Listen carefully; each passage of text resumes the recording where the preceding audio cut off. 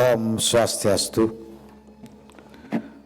Assalamualaikum warahmatullahi wabarakatuh. Salam sejahtera, salam namo buddhaya, salam kebajikan, rahayu untuk kita semua. Yang saya hormati Kepala Perwakilan Bank Indonesia Provinsi Bali, Bapak Trisno Nugroho, Kepala Otoritas Jasa Keuangan Kantor Regional 8 Bali dan Nusa Tenggara beserta jajaran, Bapak Giri, Direktur Utama PT Bank Sentral Asia beserta jajaran, yang mewakili Pak Direktur ya, Pak Santoso. Juga yang saya hormati Direktur Utama PT Bank Pembangunan Daerah Bali beserta jajaran, Bapak Nyoman Sudarma. Bapak Ibu sekalian, beliaunya ini Pak Dirut sedang berduka karena mertuanya meninggal 2 hari yang lalu ya, dan tanggal 19 di Abian. Ya. Kita mengucapkan rasa duka kepada beliau karena mertuanya telah memberikan anaknya untuk dinikahi sehingga bisa jadi dirut. Jadi jangan pernah lupa sama istri. Bapak Ibu sekalian yang saya hormati, para undangan hadirin yang berbahagia, saya mengucapkan banyak terima kasih atas perkenan dari Direksi BCA beserta jajaran datang ke Bali dan melakukan penandatanganan MOU dan PKS ya. Ini merupakan satu kerjasama yang pertama kali dilakukan dengan BCA antara pemerintah Provinsi Bali dan BPD Bali dengan BCA dalam kaitan dengan transaksi sebagai pelaksanaan peraturan daerah nomor 1 tahun 2020 tentang kontribusi wisatawan dalam rangka pelindungan lingkungan dan budaya Bali. Perda ini sudah diekspos sistem dan aplikasinya 29 Juli yang lalu, tapi setelah diekspos ternyata tidak bisa optimal berjalan karena sistemnya yang kurang memadai. Nah, karena itulah setelah diadakan diskusi perlu dilakukan perluasan akses dengan membangun kerjasama yang dipilih itu dengan BCA. Rupanya BCA memiliki akses layanan yang lebih luas jangkauannya. Jadi terima kasih, tepuk tangan untuk BCA. Kalau mendengar BCA mah saya dari dulu, dari sejak saya mahasiswa. Tapi bisa bertemu Direktur BCA baru hari ini. Nah gitu. Melalui kerjasama ini, dan kita tahu semua bagaimana kekuatan BCA itu sendiri, dan siapa-siapa yang ada di dalamnya saya mengenal, dan saya tahu ini merupakan bank andalan kita di Indonesia. Kita tentu berharap akan semakin maju ke depan BCA ini bersama juga bank-bank lainnya, termasuk bank milik pemerintah maupun pemerintah daerah.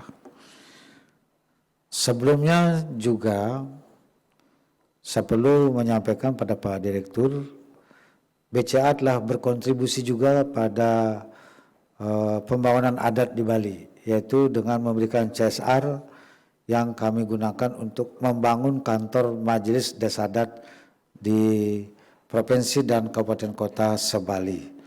Kalau tidak salah besarnya 1 miliar. Itu Pak. Jadi jangan-jangan Bapak nggak tahu.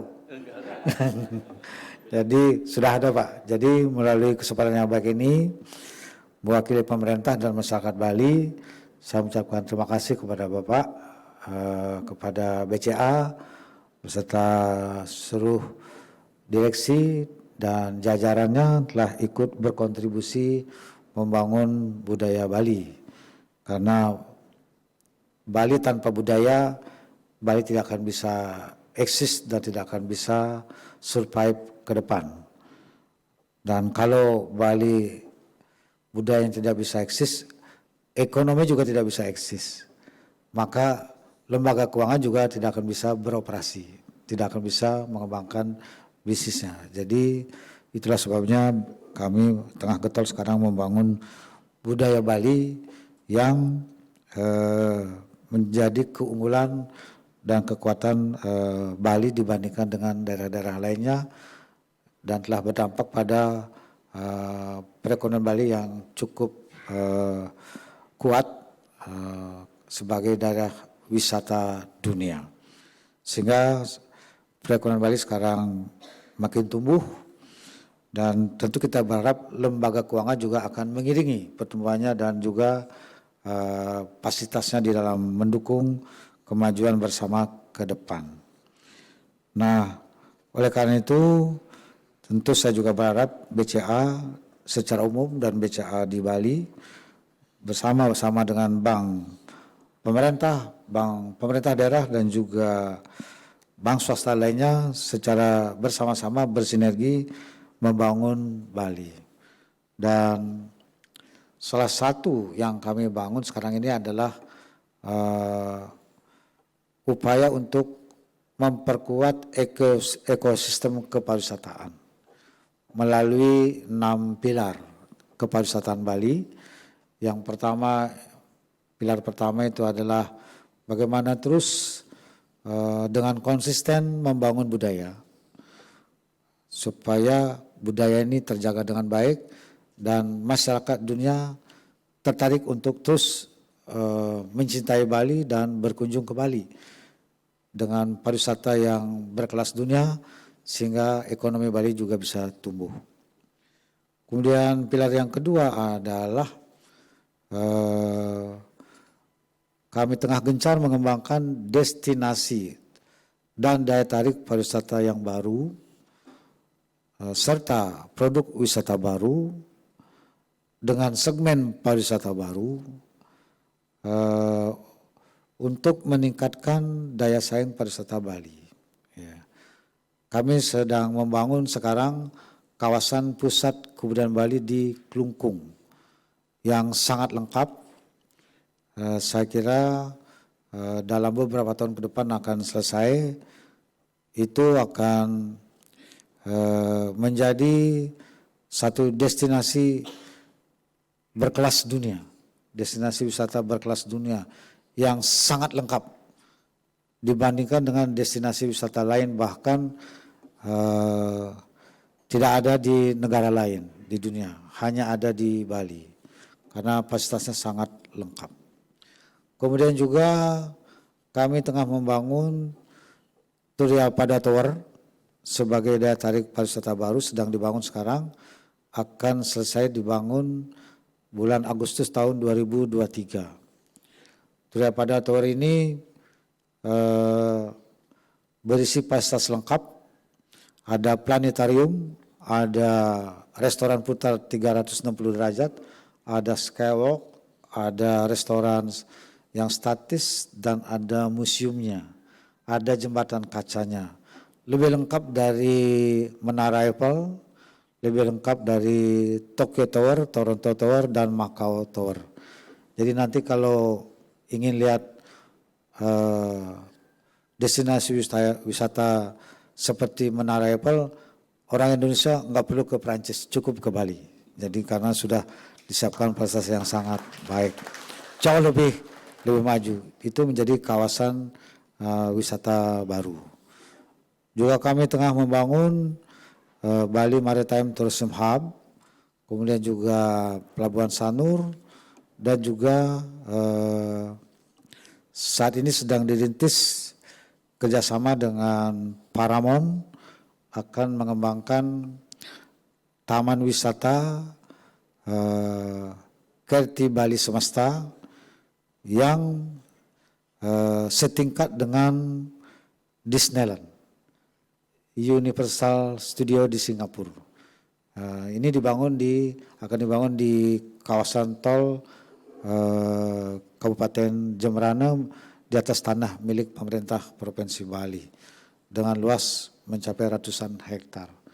Jadi Bali sedang bergiat Pak untuk membangun destinasi wisata, karena destinasi wisata yang ada di Bali sekarang itu semuanya pemberian alam Pak.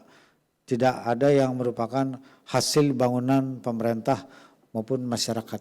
Jadi yang dikunjungi itu Ubud, Sanur, itu kalau di Sanur pantai, kalau di Kuta pantai, kalau di Uluwatu kawasan pura, kalau di Tanah Lot kawasan pura, semua itu pemberian Pak, warisan Pak, ciptaan leluhur. Jadi tidak ada yang dibikin oleh pemerintah maupun juga oleh masyarakat. Yang baru ada jogger, itu dibikin oleh padahal itu cuma sederhana Pak, hanya nama coret-coret kaos, itu menjadi destinasi wisata luar biasa Pak. Jadi bayangkan hanya dengan coret-coret kaos itu menjadi kerumunan wisatawan domestik luar biasa Pak. Bus berpuluh-puluh itu datang kalau pada hari liburan, apalagi liburan sekolah, waduh ramainya minta ampun. Hanya modal kaos Pak, modal kaos saja, padahal itu membuat kerumunan ekonomi baru. Itu. Kemudian yang ketiga, pilar pariwisata yang sedang kami bangun itu adalah membangun infrastruktur darat, laut, dan udara secara terkoneksi dan terintegrasi. Bali sangat tertinggal dalam infrastruktur, dan salah satu yang membuat daya saing pariwisata Bali itu adalah infrastruktur kurang memadai dan transportasi publiknya belum bagus. Jadi kami sedang membangun itu. Saat ini Bandara Ngurah Rai sedang dikembangkan, parkirnya diperluas, dan terminalnya juga akan diperluas. Sehingga pesawat take off landing itu bisa lebih cepat. Sekarang kalau weekend lama di atas Pak, putar-putarnya Pak. Bisa 45 menit, bisa 1 jam putar-putar di atas baru bisa landing. Karena weekend itu rame dan mengakibatkan kurang nyaman. Sehingga saya sudah memutuskan untuk perluasan parkirnya sehingga pesawat itu lebih cepat dia take off dan landing. Kemudian juga sedang dibangun shortcut Singaraja Mengui menghubungkan Bali Selatan dan Bali Utara. Sedang berjalan sekarang, sudah mencapai lebih dari 50% titik. Dari 10 titik sudah selesai 3, 4, 5, 6, sekarang ini 7 dan 8. Lanjut tahun depan titik 9 dan 10 sampai Bali Utara. Jadi kalau ini sudah bangun Pak, orang akan banyak berkunjung ke Buleleng karena di situ banyak tempat-tempat yang menarik. Nah itu. Pantainya di Buleleng juga bagus dan begitu panjang, begitu juga sejumlah daya tarik wisata lainnya untuk diving dan sebagainya. Nah, kemudian juga dibangun pelabuhan Sanur menghubungkan dengan Nusa Penida, yaitu pelabuhan di Sampalan dan Bias Penjul di Nusa Penida, karena Nusa Penida ini sekarang menjadi daya tarik utama pariwisata dunia Pak. Nusa Penida termasuk ranking atas dari hasil survei lembaga-lembaga travel perjalanan di dunia. Jadi termasuk Ubud. Jadi terkenal sekali. Nah, selama ini belum ada pelabuhan yang memadai, sehingga kalau mau nyebrang itu harus buka sendal, buka sepatu, angkat celana, gitu. Jadi sehingga menyulitkan, membuat orang tidak nyaman. Sekarang pelabuhannya tiga-tiganya itu selesai tahun ini, akhir Oktober ini selesai sudah. Kalau Sampalan sudah selesai, Bias Munjul sudah saya tinjau selesai, yang Sanur akhir Oktober ini selesai. Nah, itu. Jadi 3 pelabuhan sekaligus selesai sehingga nanti orang akan nyaman. Begitu pelabuhan ini selesai, yang berkunjung ke Nusa Penida itu akan meningkat. Dan itu di Nusa Penida itu ada daya tarik luar biasa, ada ikan mola-mola, ada alamnya yang bagus, spiritualnya yang sangat kuat. Jadi bagus Pak. Jadi itu akan menghidupkan pariwisata di Nusa Penida. Kemudian juga sedang dibangun tol Gilimanuk Mengui. Sedang bangun Pak. Ya. Sekarang ini sudah berlangsung dari groundbreaking sejak 10 September yang lalu, belum mencapai 10 September, sekarang kan tanggal 18 Oktober, belum sebulan. Perataan tanahnya itu sudah lebih dari 2 km. Pak Menteri inginnya 2025 selesai. Kalau tol ini sudah selesai Pak, maka wisatawan dari Jakarta, Jawa Tengah, Jawa Timur apalagi itu akan banyak lewat darat. Karena pola wisatawan ke depan berubah. Jadi family tourism, jadi wisata keluarga. Jadi enak bawa mobil, apalagi dari Jakarta sudah tol sampai ke Banyuwangi, kemudian Banyuwangi ke Bali. Makin ramai Pak. Kemudian juga sedang dibangun pilar pariwisata yang keempat, itu adalah mengenai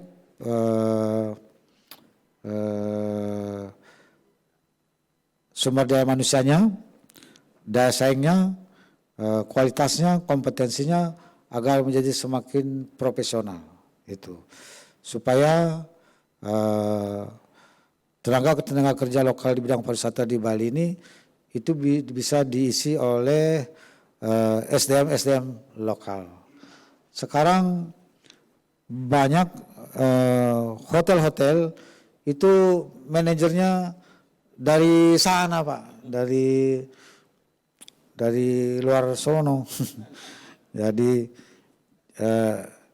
ke depan kami harapkan memiliki sumber daya manusia yang bisa mengelola hotel, restorannya itu memang orang-orang lokal di Bali, sehingga ini menjadi akses dalam upaya untuk memenuhi ketenaga kerjaan sekaligus juga meningkatkan pendapatan masyarakat.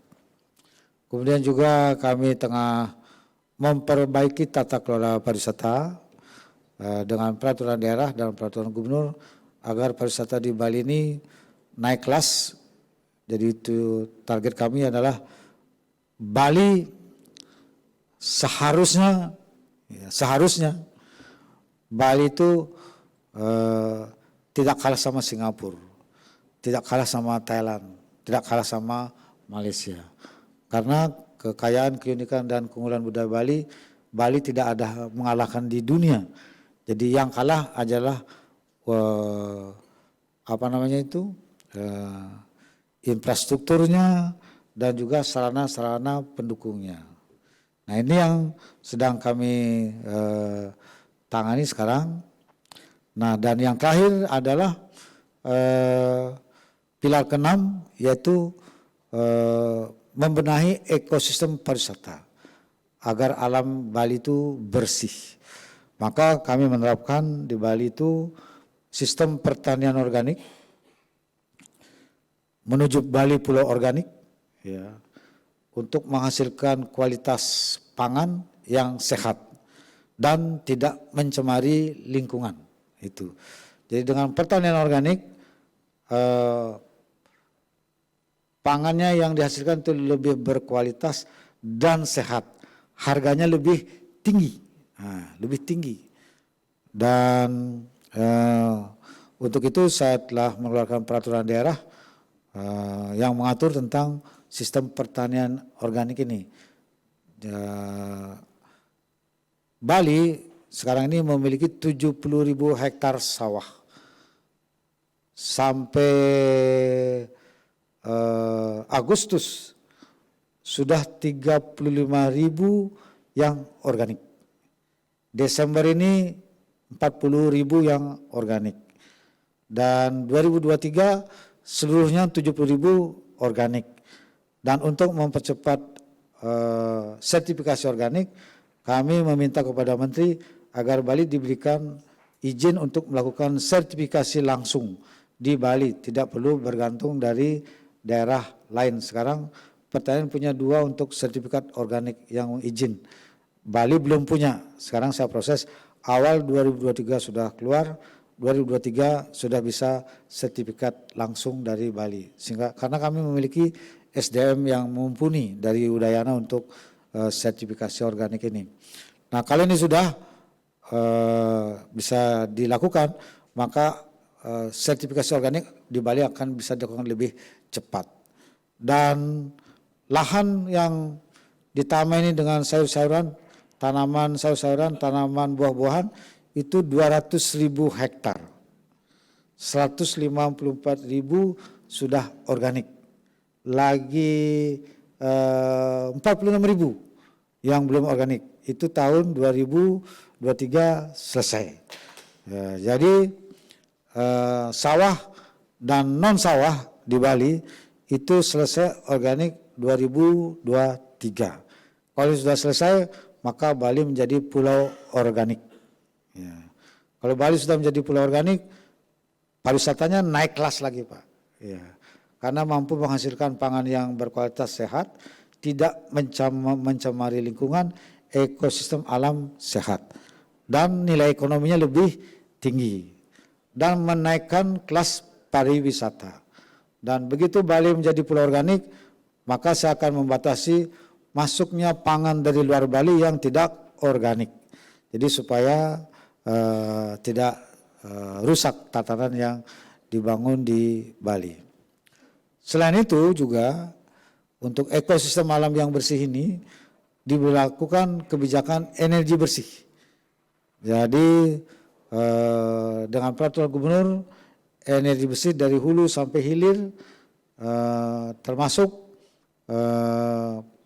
di dalam energi bersih ini menggunakan rooftop untuk semua bangunan yang baru, dan hotel restoran itu sudah diarahkan untuk menggunakan PLTS. Bapak pasti sudah lewat tol di atas air dari Merai itu, semuanya sudah diisi PLTS, Pak. Jadi untuk memenuhi kebutuhan di sana. Dan kemudian juga diberlakukan penggunaan kendaraan bermotor listrik berbasis baterai, diatur dengan peraturan gubernur. Jadi semua ekosistem alamnya ini bersih, Pak. Nah, ini semua kami lakukan untuk meningkatkan selain memelihara budaya, menjaga ekosistem alam, juga meningkatkan daya saing dan pariwisata menjadi berkelas dunia supaya tidak kalah. Nah, kalau ini sudah, saya kira Bali itu akan semakin memiliki daya tarik. Wisatawan yang datang ke Bali itu akan meningkat. Sebelum pandemi, wisatawan mancanegara yang datang ke Bali itu mencapai 6,3 juta dan wisatawan domestiknya 10,5 juta. Dengan ini selesai nanti, Bali akan menjadi meningkat daya tariknya, sehingga yang berkunjung ke Bali jumlahnya juga akan meningkat, dan tidak saja jumlah meningkat tapi kualitasnya meningkat. Jadi kami mengarah kepada quality tourism. Jadi bukan pariwisata yang orangnya ugal-ugalan, melanggar, terakhir membobol ATM gitu. Jadi sekarang di Bali ada itu, Pak, wisatawan yang murahan gitu. Jadi kami ke depan akan mengarah kepada pariwisata yang berkualitas dan bermartabat dengan menjunjung tinggi nilai-nilai budaya. Nah, apa yang ingin saya gambarkan kepada Bapak, kalau pariwisata ini hidup di Bali, maka dia akan menjadi pengungkit ekonomi. Ya.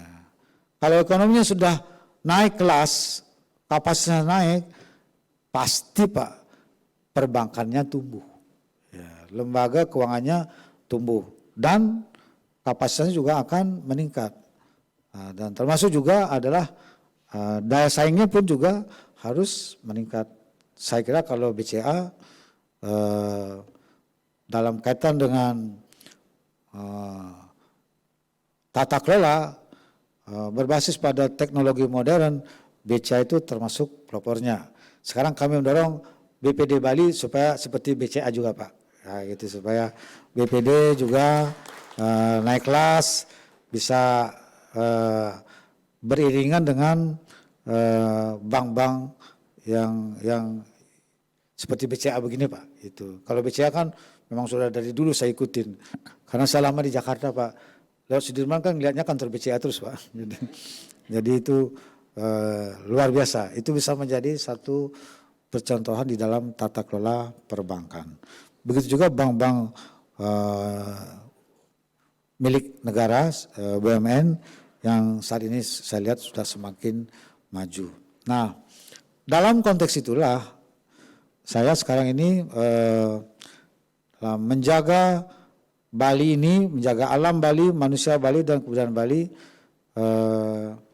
Kalau hanya mengandalkan pendapatan asli daerah yang bersumber dari pajak kendaraan bermotor, biaya balik nama kendaraan bermotor, itu tidak seimbang sama sekali dengan upaya keras yang kami akan lakukan percepatannya ke depan.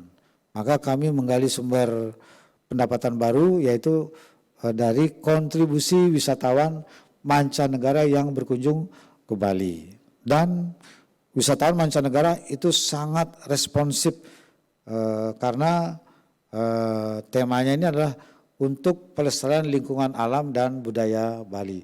Jadi wisatawan itu sangat tertarik dengan judul ini, maka perda yang saya keluarkan berkaitan dengan kontribusi wisatawan ini itu mendapat respon positif. Tapi macet karena sistemnya yang kurang canggih gitu, sehingga harus kami kembangkan lagi, sempurnakan lagi, sehingga sistem yang diterapkan untuk bisa diakses oleh para wisatawan dari berbagai negara, dari berbagai tempat, itu bisa dilakukan dengan mudah. Itulah sebabnya rupanya Tuhan mempertemukan kita dengan BCA. Jadi BCA bisa hadir sekarang dalam konteks sama-sama ikut berkontribusi membangun Bali melalui kontribusi wisatawan. Jadi ini besar artinya Pak. Mudah-mudahan niat baik ini itu akan berjalan sehingga akan menjadi sumber pendapatan baru bagi pemerintah Provinsi Bali, dan kalau ini bisa, saya kira lompatan besar pembangunan Bali akan dapat dilakukan ke depan. Jadi itulah sebabnya Pak, saya sangat mengapresiasi Bapak telah hadir sekarang hari ini, hari yang baik ini untuk melakukan penandatanganan kerjasama, dan mudah-mudahan alam Bali restu sehingga BCA pun terus dapat tumbuh berkembang ke depan sejalan dengan kemajuan yang kita capai bersama-sama dengan lembaga perbankan yang lainnya. Saya kira itu Pak yang dapat saya sampaikan. Terima kasih. Saya Paramasanti. Om Santi Santi Santi Om. Wassalamualaikum warahmatullahi wabarakatuh. Rahayu.